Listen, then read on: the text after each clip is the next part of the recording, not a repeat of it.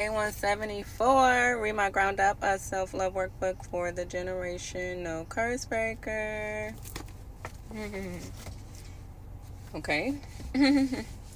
I opened directly to the throat chakra, but we were in that the other day. So if that message applies, you need to speak your truth.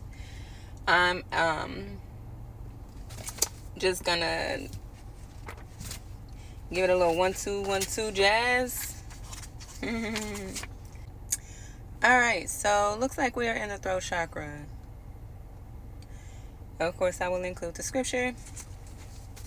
It says, with this level of awareness, it is a necessity we learn intentionality with our words and all we do. A listening man is a powerful man.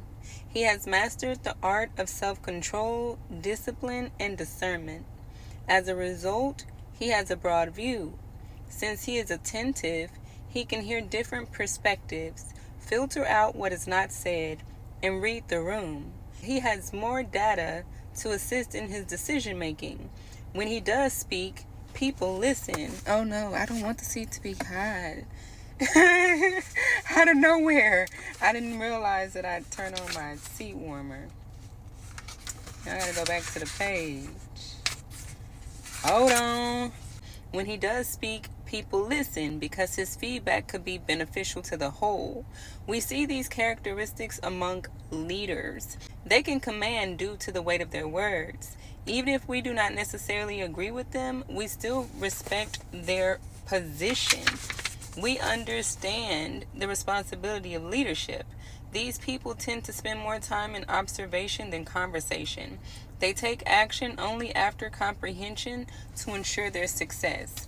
So, I've spoken about this before. Like, one of the biggest skills you want to develop and need to develop to strengthen your discernment is observation. You have to be able to just peep the scene and be quiet about it.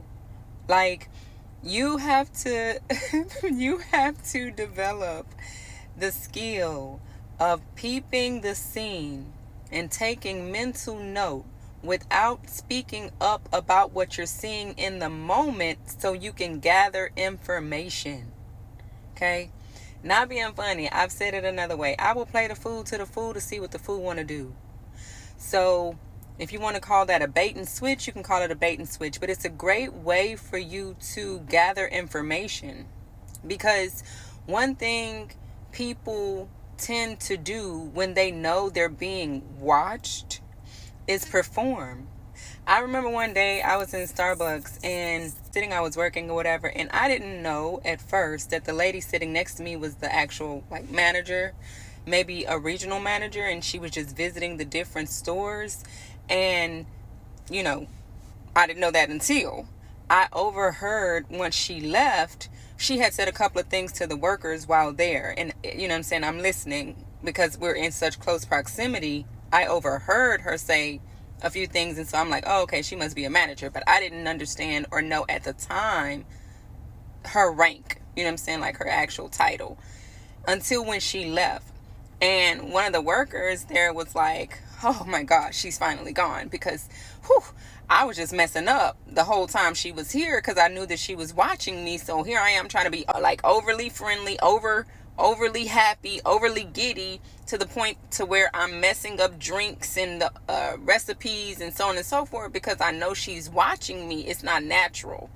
And so she was like, I'm so glad she's gone. I can finally breathe, And where's the he? But anyways, you get my drift. So that was funny to me because it just solidified what, I was hearing it in real time, how people will perform when they know they are being watched. That's another reason why when you go into stores and you have loss prevention, those people, they pretty much try to blend in with everybody else in the store, because if you knew that you were being watched and you were able to identify who's watching you, you might not do what you intended to do if you are intending to steal. You get what I'm saying?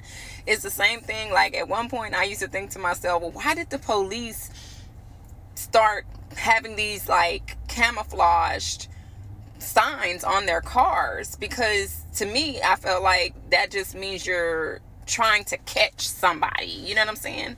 And they are. You know what I'm saying? If you see that cop car, you're probably not going to do what it is you would do if that wasn't a cop. You know what I mean? So it's like a bait and switch, because you really get to see what people want to do without you telling them what not to do. A lot of people are performers. And so you have to play the fool to the fool to see what the fool want to do. You have to allow them to be themselves. I'll also say this, especially when God takes me to like new places and new environments or whatever, I never show my hand. By that, I mean, like, I never really reveal who I am. I prefer the mysterious. You know what I'm saying? Because when people get an idea of who you are or about who you are, they will treat you differently based off what they know about you. I want to see how you're going to treat me when you think I'm a nobody. You get what I'm saying? I want to see how you're going to treat me based off of what you think I'm presenting to you. I want to see how genuine. I want to see how giving. I want to see how kind. I want to see what you're going to do. You know what I'm saying? When you don't think I'm anybody, when you don't think I even hold the power and authority that I hold, or that, you know, I'm an author and whatever, and so on and so forth. What people tend to do when they look at you just based off of appearances, and sometimes even say first impressions, right, is, I'll speak for myself. I tend to be underestimated. You know what I'm saying? People love underestimating me. People love underestimating me. And it's just funny because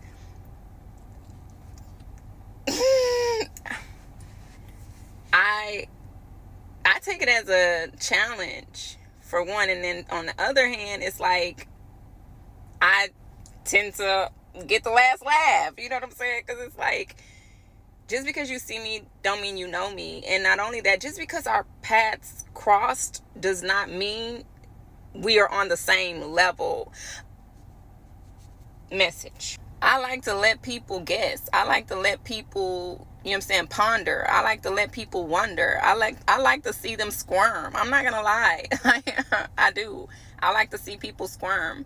And yeah, I mean, it is what it is, because at the end of the day, that's how you're really gonna see who that person is, without them being influenced by what they think they know about you. You let them come to their own conclusions about you, because they'll treat you how they suppose they should treat you based off their own conclusions about you, without your influence. I want to see that.